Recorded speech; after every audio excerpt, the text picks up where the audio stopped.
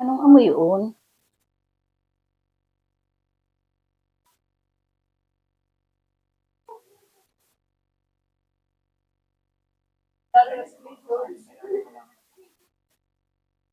Well, parinig ka saglit.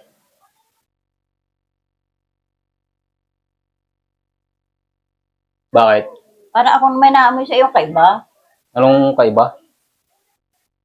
Oh, iba ang aking amoy. Anong amoy yun? Oh, talagang ibang-iba ang aking naamoy sa iyo. Hindi ko kayo maintindihan. Ano ba yung naamoy? Sa pangangamoy. Oo. Nako, parang katulad ng aking gagamit. Anong ginagamit? Ano gagamit ko pang hilamos? Yung natin sa may sabunan, yung nasa gayong maliit na bote. Yung kulay asul ang laman. Hindi kayo panghilamos yun. Hindi, kala-kala nakalagay pH, panghilamos. O, di panghilamos yun. Pagsalaan ng literang yun at hindi pa nyo naintindihan, hindi panghilamos nga yun. Nako, kaya pa naman madaling maubos. Ko pa nagamit noon. Oo, yan, hindi yun.